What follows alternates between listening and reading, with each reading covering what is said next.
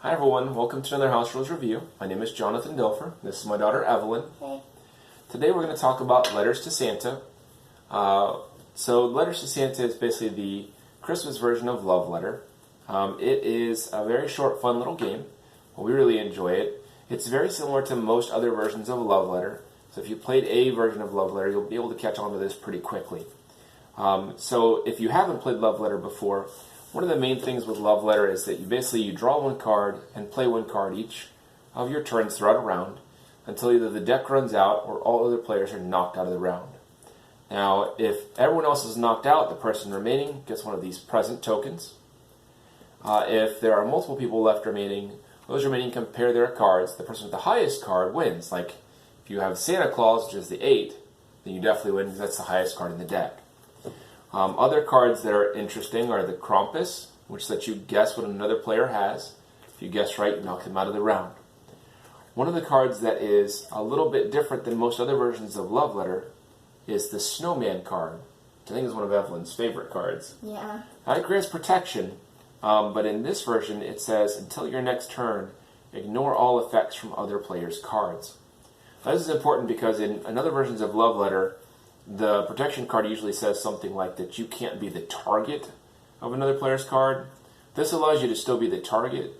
So if you're playing with children or something like that, and maybe they don't want to be mean to a buddy, they could target the person with the snowman, and their card just doesn't have an effect, even though you can still target that person.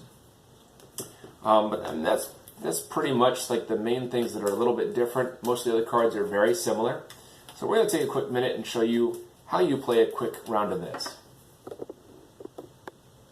So with Love Letter, you always have these reference cards.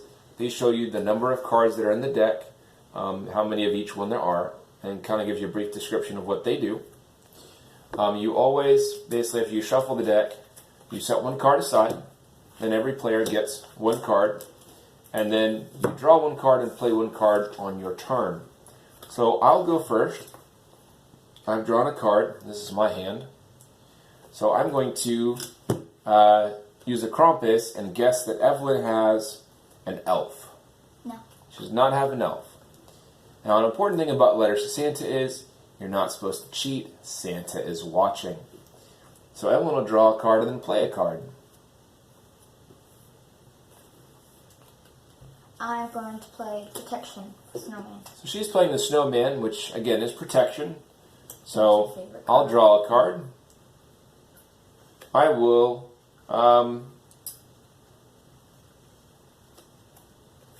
play another Krampus. I would guess a card for her, but it has no effect, so I don't do anything. So Evelyn will get to draw another card and play a card.